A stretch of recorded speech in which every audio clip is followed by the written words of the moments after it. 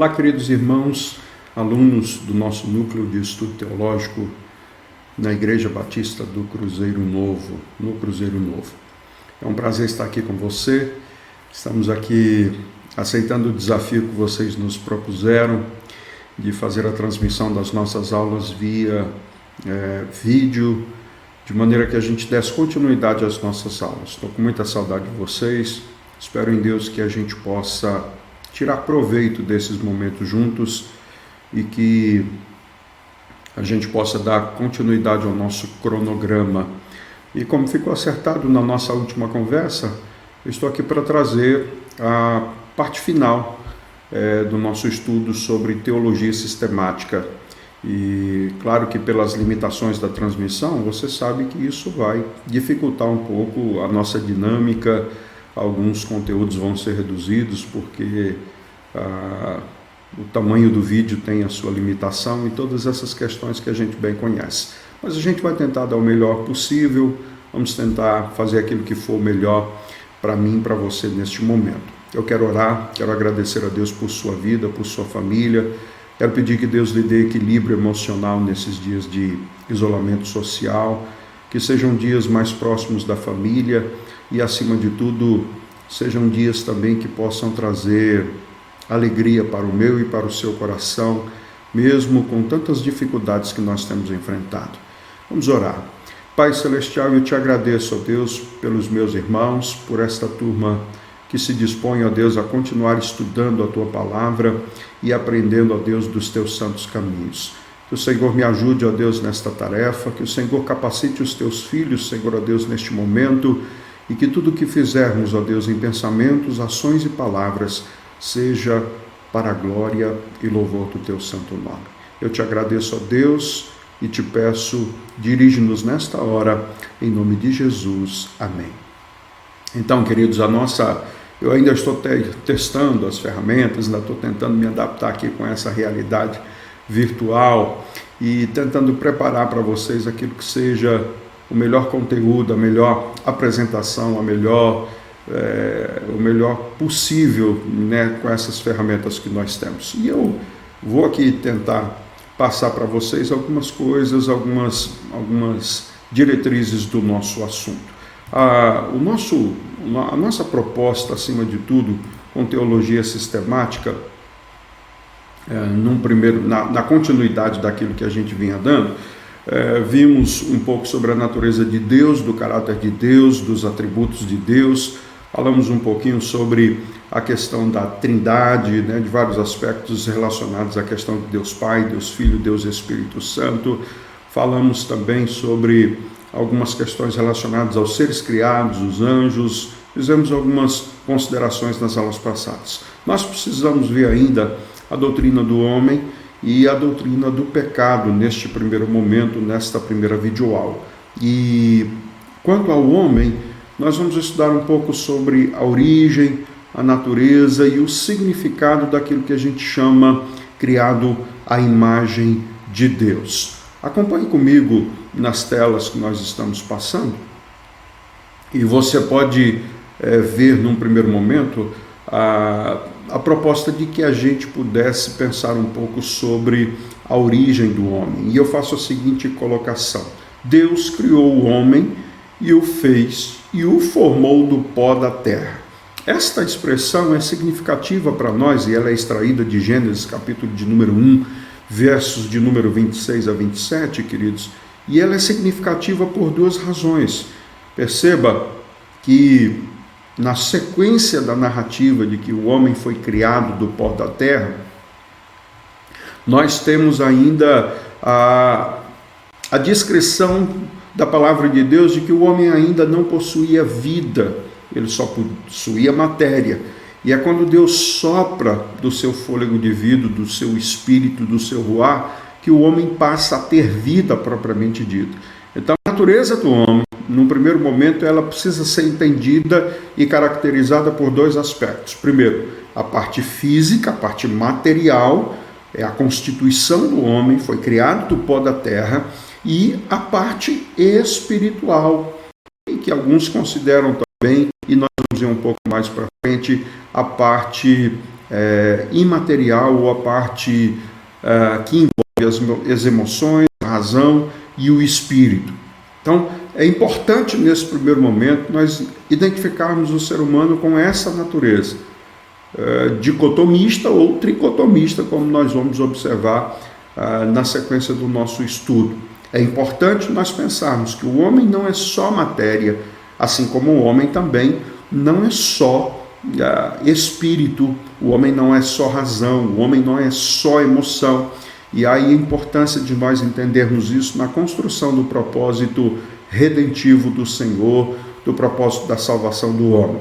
Então, quando se trata de homem, nós precisamos identificar, acima de tudo, essa natureza que se distingue, pelo menos em dois aspectos muito importantes. Além disso, nós temos ainda a Bíblia trazendo o propósito da criação do homem. Para que o homem foi criado?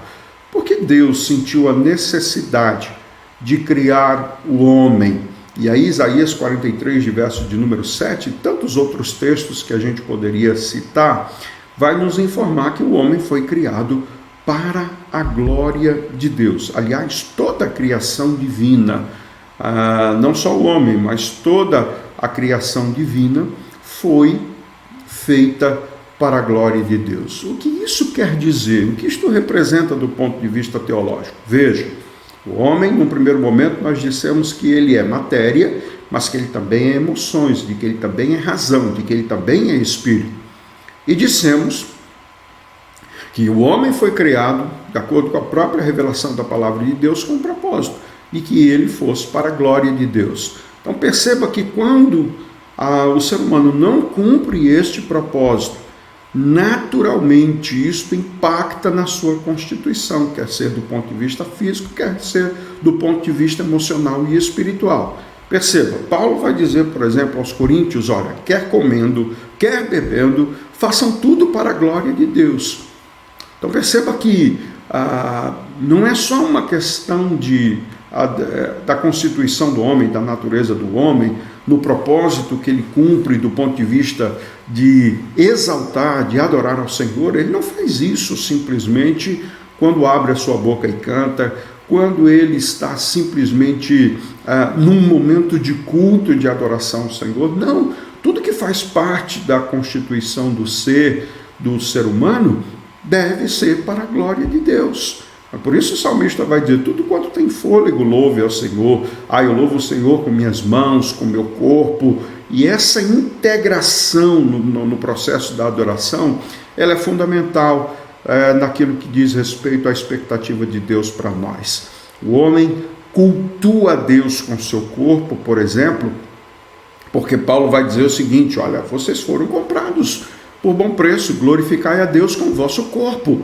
Então, o homem cultua a Deus da maneira como se veste, o homem cultua a Deus da maneira como se porta, o homem cultua a Deus da maneira que usa o seu intelecto, e todas essas coisas precisam passar pelo nosso conhecimento, pela nossa consciência, de maneira que de fato nós possamos cumprir este propósito. Um outro aspecto em relação a isso é o fato de que se eu não glorifico a Deus, e esse é o propósito existencial do ser humano, a minha vida passa a não ter sentido. Concorda comigo?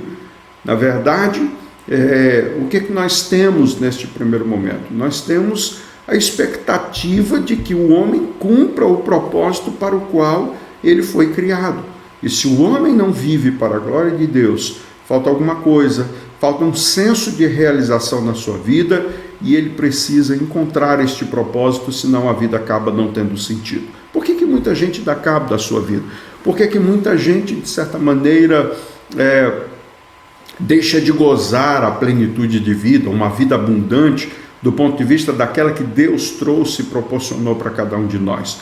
Por que a vida traz tantas angústias e amarguras do ponto de vista, não das circunstâncias que a gente possa experimentar, mas quanto ao sentido da vida, do ponto de vista de dizer, vale a pena viver ou estar vivo? E aí estas considerações passam, acima de tudo, pelo propósito para o qual nós fomos criados, e nós fomos criados para a glória de Deus. Tem um outro aspecto também que nós precisamos considerar quanto desta questão muito significativa da natureza do homem.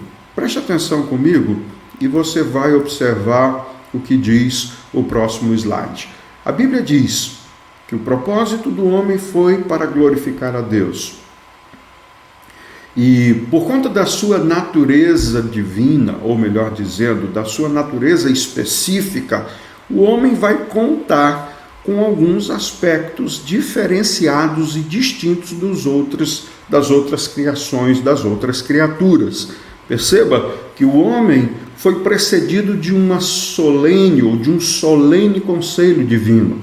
A Bíblia vai dizer: façamos o homem à imagem e semelhança de Deus. Você não vai ver isto nas narrativas com relação à criação do universo, com a criação da natureza, com a criação dos animais. Você não vai perceber estas coisas em relação a qualquer outra criação. Você só vai perceber isto em relação à criação do homem. O homem não foi um ato, como é que eu diria, simplesmente imperativo de Deus. Não. O homem foi um projeto muito bem elaborado e pensado por parte de Deus Pai, Deus Filho e Deus Espírito Santo. O que o homem tem de distinto é de que o homem foi pensado, foi racionalizado do ponto de vista da sua criação. Antes de que o homem fosse criado, existe uma expressão que diz: façamos o homem à imagem e semelhança de Deus. Isso quer dizer também, queridos irmãos, que este homem teve aquilo que a gente chama de um protótipo divino. A Bíblia diz que ele foi criado à imagem e semelhança de Deus. Qual foi o parâmetro, o ponto de partida que o ser humano foi criado? Qual foi o modelo? Qual foi o referencial que fez com que o homem fosse criado com a sua constituição, com a sua natureza divina, melhor dizendo, material e espiritual? Foi ser criado à imagem e semelhança de Deus. Isso é muito significativo para nós e o distingue de qualquer outra criação. Nenhum outro ser criado, nem os astros, nem a lua, nem o sol, nada disso foi criado à semelhança de Deus. Nada disso tem os traços divinos, o DNA de Deus. Por isso que a natureza não é chamada de filha de Deus, por isso que os astros não são chamados filhos de Deus, e por isso que o homem é chamado filho de Deus, por causa da sua constituição, da sua genética, se é que assim a gente pudesse mencionar, mas de alguma maneira o ser humano traz os traços divinos. Mas perceba, o fato de ter sido criado à imagem de Deus não quer dizer que faça do homem um Deus. Ao contrário, o ser humano não é Deus. O fato de ter sido criado com aspectos relacionados à natureza divina, com atributos comunicáveis de Deus, o homem não é Deus e ele é criatura e por isso precisa entender esta posição. Mas não é de estranhar que o homem, sendo criado à imagem e semelhança de Deus, tenha experimentado tantos momentos na sua existência que queria ser como Deus. Isso começou no Jardim do Éden, isso passou pela Torre de Babel, isso passou pelo sentimento de todos os grandes imperadores, como foi Nabucodonosor, como foi o rei do Egito, todos se sentindo Deus. Por quê? Por causa dessa natureza de ser criado à imagem e semelhança de Deus. Um outro aspecto importante é que ele foi, como já disse, diferente dos elementos da natureza, e coloca o homem, portanto, nessa situação, numa condição elevada, numa condição muito mais ampla do que qualquer outra criação humana. O próximo slide vai trazer, em relação àquilo que nós já dissemos, sobre a natureza do homem, do ponto de vista de uma natureza física e uma natureza metafísica, ou seja, de uma parte material e de uma parte imaterial.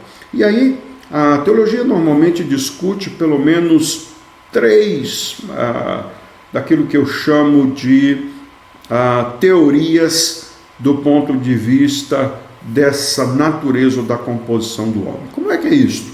A alma se divide do corpo, se separa do corpo.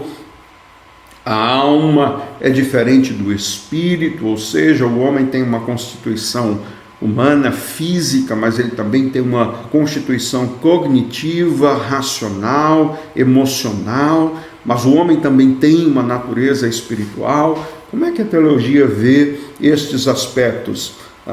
E aí há três teorias distintas. A primeira teoria que a gente chama de teoria monista. O que a teoria monista afirma? Diz que o homem, ainda que seja constituído de corpo e alma, estas duas coisas são inseparáveis. Isso é complexo, porque imaginar, por exemplo, a morte física do ser humano é, do ponto de vista monista, admitir que o ser humano passa ou deixa de existir também do ponto de vista da sua alma, do seu espírito. E teríamos que admitir então que a morte seria o fim de todas as coisas, o que é improvável e não condiz com a natureza da revelação do texto sagrado. Por exemplo, Lucas, no capítulo, quando conta a parábola do rico e Lázaro, vai dizer da morte física, mas ainda de uma continuidade da vida do ponto de vista da alma, do espírito, que um foi para o seio de Abraão e o outro foi para o inferno. A outra teoria que nós temos dentro dessa Constituição é a teoria dicotomista, que considera que são coisas distintas, alma e corpo são coisas distintas e separadas, mas na visão dicotomista, alma e espírito é a mesma coisa. Quando alguém trata do fôlego de vida humano, a pessoa está tratando da parte cognitiva, da parte emocional do ser humano, que é distinta da parte física.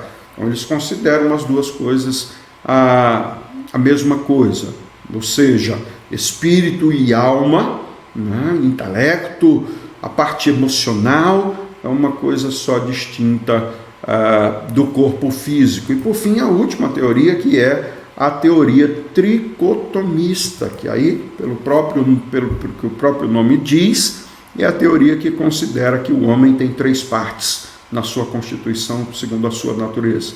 Ele é corpo, ele é alma, responsável pelos aspectos do pensamento humano, do sentimento humano, e ele é espírito. E esta parece ser, pelo menos do ponto de vista do apóstolo Paulo, uma perspectiva teológica bíblica, quando Paulo vai dizer aos Tessalonicenses que o Deus vos santifique em tudo, corpo, alma e espírito. E tem a ver também com o que o texto de Deuteronômio capítulo 6 vai dizer: ao meu Senhor teu Deus de todo o teu entendimento, com todas as tuas forças e de todo o teu coração, de toda a tua alma. E é possível que a gente possa entender nessa perspectiva de que nessa constituição corpo e alma sejam separados, e ainda a possibilidade que corpo, alma e espírito sejam três coisas distintas. É claro que não há um consenso em relação a isso, e há tanto referências que embasam uma teoria como a outra teoria. Avançando na nossa proposta, nós chegamos agora ao ponto de pensar sobre a questão da origem da alma. Bom, se nós dissemos que o ser humano é necessariamente distinto do ponto de vista físico, do ponto de vista metafísico, como é que acontece essa conjunção? E ela parece ser mais coerente com a narrativa de Gênesis, ou seja, o homem é criado do pó da terra, mas ele não tem vida, além ou até que Deus soprasse o seu fôlego de vida, o seu espírito, e isto desce ao homem a condição de alma vivente, como o texto mesmo vai nos trazer. E a pergunta é, quando é que a partir de Adão, como é que fica esta criação da alma do ser humano? A alma, por exemplo, do ponto de vista de alguns, é pré-existente. Isso quer dizer, a alma já existe e entra no corpo no ato da sua concepção. Então o homem foi gerado, a partir daquele momento ele recebe uma alma, um espírito que é pré-existente, ou seja, que já existia antes de todas as coisas. Isso é complexo imaginar do ponto de vista dessa situação, porque daria a condição do homem de ser um ser, como nós chamamos, um ser infinito. Como se parte do homem ou da constituição do homem sempre existisse, pré-existisse. E nós sabemos que a pré-existência é um atributo incomunicável da parte de Deus. Já vimos isso na primeira aula de forma muito exaustiva. Então, pensar num homem que já pré-existia antes de todas as coisas é um pouco complexo do ponto de vista de imaginar, por ser natureza criada, por ser natureza inferior a Deus. Mas o outro aspecto seria o que chamam de criacionismo em relação à alma, ou à origem da alma do ser humano. Deus cria uma nova alma entre a concepção e o nascimento. Ou seja, na primeira teoria, o homem depois de concebido recebe uma alma já pré-existente. Na segunda, o homem é concebido e a partir daquele momento Deus cria uma alma para este ser humano de maneira que ele possa viver. E o traducionismo é exatamente uma concepção que é complementar a essa do ponto de vista do pensamento teológico. Cortou um pouco o texto aí, como eu disse, eu estou me adaptando aqui com a realidade. Eu tive que formatar o espaçamento aqui do PowerPoint para caber na tela e acabou cortando aí. Mas o traducionismo traz a ideia de que a alma do ser humano é gerada pela própria concepção. Veja, diferente do criacionismo, nós estamos atribuindo a Deus a criação da alma no criacionismo, ou seja, a alma do ser humano é criada a partir da sua concepção. No traducionismo, afirma-se que é a concepção que gera a criação da alma, que produz a criação da alma. Isso, do ponto de vista científico, pode ser explicado e o desafio nosso é entender isso do ponto de vista bíblico desta situação. É claro que todas essas conjecturas, elas são a nível de que nós pudéssemos conjecturar, pesquisar e entender a melhor proposição. Mas a minha pergunta é essa: qual o impacto que esta visão da questão da origem da alma do ser humano traz do ponto de vista do reflexo aplicativo à nossa vida? Do que serve esta informação? Porque ela é importante para nós neste momento. Ela é importante no sentido de que nós pudéssemos identificar que a vida é caracterizada na sua inteireza pela parte física e pela parte cognitiva, emocional, racional e espiritual. Elas se complementam, elas se agregam, elas têm, de alguma maneira, uma complementação do ponto de vista do ser humano. Ou seja, o homem não seria capaz de experimentar a plenitude da vida sem um corpo. E assim poder sentir, tocar, experimentar, ver, ouvir, enxergar, não fosse o corpo físico. Mas ele também não teria capacidade de discernir todas estas coisas sem aquilo que nós chamamos de uma parte metafísica. Se ele não pudesse dar sentido a tudo isto, a toda essa percepção do mundo, a toda esta questão. Então, e é importante entendermos que aquilo que se percebe com o olho humano, aquilo que se percebe a partir do toque físico, precisa ser e ter uma complementação daquilo que o entendimento pode trazer destas situações. Perceba que quando a gente tende a analisar as coisas do ponto de vista físico, material, sem que haja um raciocínio lógico, sem que haja uma intervenção daquilo que nós chamamos de uma visão espiritual do ser humano, nós acabamos errando na nossa conjectura, no nosso juízo e, consequentemente, acabamos pecando. Por exemplo, a mulher disse que viu que o fruto era bom para se comer, mas ela é uma percepção natural, uma percepção humana, uma percepção física. O que a mulher precisava levar em consideração naquele momento? A sua parte cognitiva. Bom, pode ser bom que seja para comer, mas não é o certo a se fazer. Então essa conjunção, ela depende dessa constituição.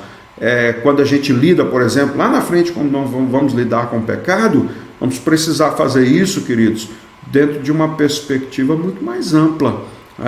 Não é só aquilo que é agradável ao meu corpo, não é só aquilo que me traz prazer do ponto de vista físico, mas é aquilo que seja, do ponto de vista da palavra de Deus, legal, do ponto de vista espiritual, daquilo que me traz satisfação, me dá sentido na vida, se glorifica a Deus ou não.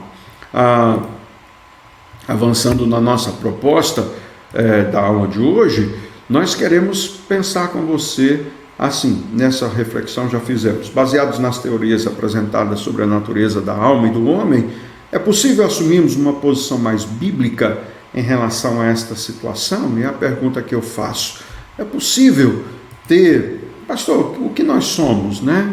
Nós somos criacionistas, nós somos traducionistas, o que nós somos? Nós temos, como disse a você, base para todos esses aspectos, principalmente considerando a forma como Adão foi criado. Mas é importante que se perceba também de que o ato de criação da alma, ou de certa forma do espírito, ainda que alguns considerem que o sopro do espírito naquele momento fosse o sopro do espírito do próprio Deus e por aí a ideia de uma alma pré-existente, essa situação da criação de Adão só aconteceu uma vez. A concepção hoje, a maneira como o ser humano hoje é gerado, dá margem para que a gente possa imaginar e que esta alma possa ser também concebida como é a parte física, a parte emocional do ser humano.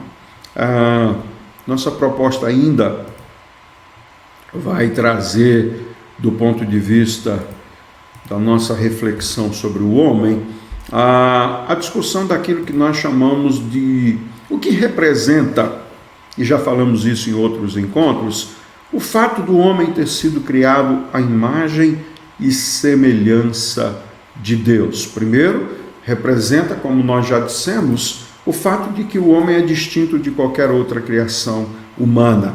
O homem assume uma posição mais elevada em relação a todo o restante da criação, porque ele foi criado à imagem e semelhança de Deus. Quando nós falávamos sobre esse protótipo, nós estávamos dizendo exatamente isso, de que o ser humano precisa compreender de que, sendo diferente de todas as outras criaturas, mas ainda assim sendo criação divina, ele não é Deus.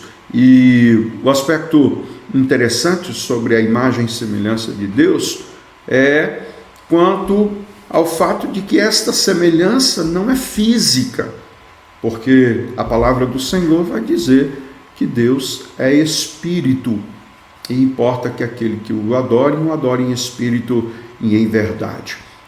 Mas a capacidade divina que Deus tem e que foi dada ao homem por meio do corpo físico, ela é semelhante. Por exemplo, quando a Bíblia diz: os olhos do Senhor estão em toda parte. Bom, Deus não tem olhos do ponto de vista físico. E esta figura, na verdade, além de dizer de algo compreensível para o raciocínio humano, para o homem entender o que é essa capacidade de Deus de enxergar, diz também que Deus possui essa capacidade, mesmo não tendo olhos para isso.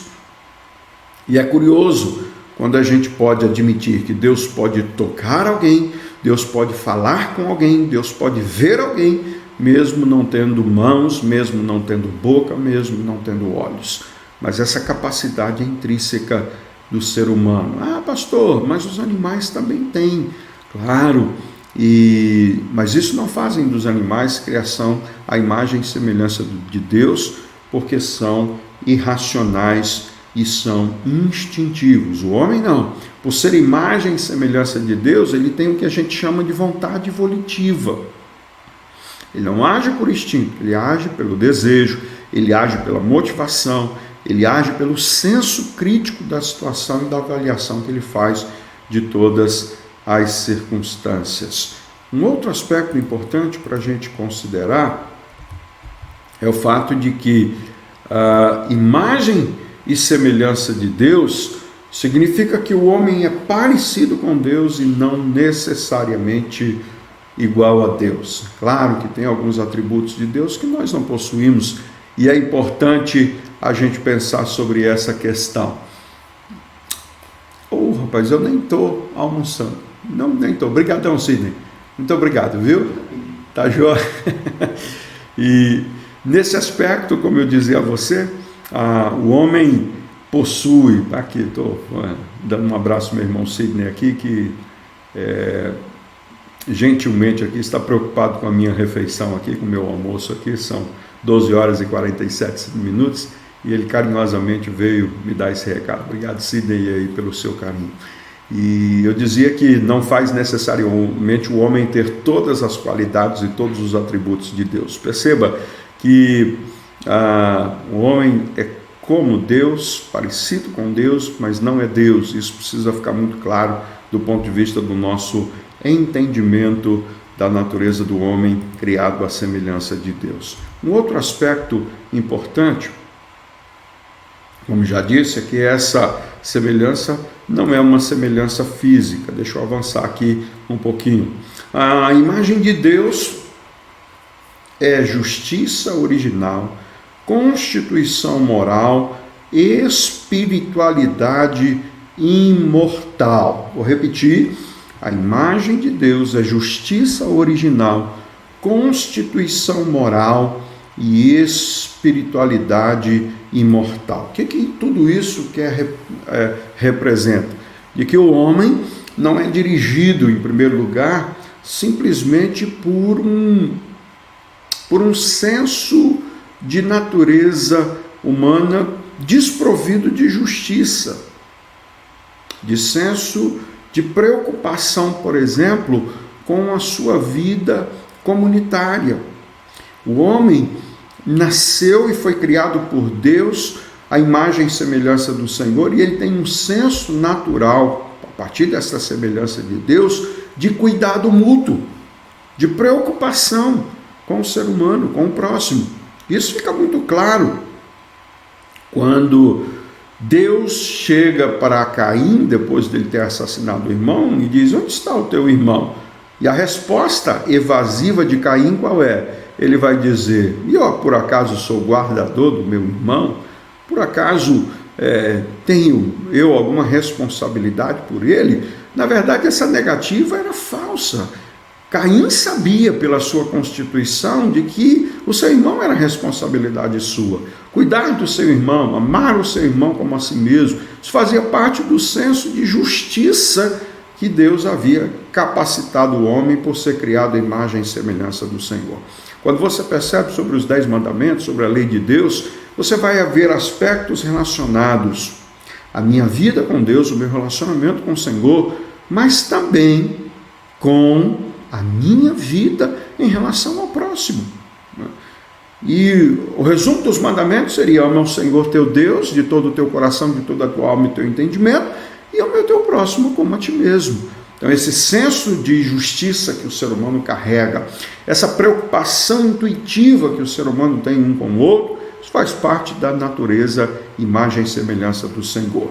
Mas ele tem também uma constituição moral, ou seja, o ser humano é capaz de perceber, por ser imagem e semelhança do Senhor, aquilo que é certo, aquilo que é errado, aquilo que distintivamente pode trazer benefícios e malefícios para a sua vida. O homem não erra porque não tem a consciência do erro. E essa consciência do erro não veio com o pecado. Ela vem pela natureza de ter sido criado imagem e semelhança de Deus. E a espiritualidade imortal é o senso que o ser humano tem da busca do sentido da vida, e mais do que isso, da busca do propósito da vida ou da continuidade da vida após a morte física. A morte só incomoda o ser humano, porque de certa forma ele sabe da continuidade da sua existência por meio da sua alma, porque foi constituído imagem e semelhança de Deus. Deixa eu avançar aqui um pouco mais na nossa proposta. O próximo, assim, uma reflexão que eu gostaria de fazer neste momento. Com base na imagem e semelhança de Deus, como que isso afeta diretamente a nossa visão pessoal para cada um de nós? Alguns de nós têm tido um conceito muito mais baixo, muito mais inferiorizado, uma autoestima muito negativa do ponto de vista de quando olha para si mesmo. Mas o que nos faz de fato especiais não é aquilo que nós fazemos ou quem somos, não é a nossa aparência física, mas acima de tudo o fato de termos sido criados à imagem e semelhança de Deus, né? Essa natureza que Deus criou, quer do ponto de vista físico, do emocional e espiritual, ela tem um arquétipo perfeito, ela tem um arquétipo superior a qualquer coisa criada, a qualquer coisa que possa existir na Terra, e nós deveríamos pensar nisso como um privilégio, e isso deveria impactar diretamente a nossa relação e o nosso relacionamento com Deus. E eu quero encerrar este primeiro vídeo, para que não se estenda muito, como eu disse a você, dou uma pausazinha, tomo uma água, vou ao banheiro e retorno com a segunda parte, falando sobre o pecado e dos impactos e implicações que isto tem na vida do ser humano.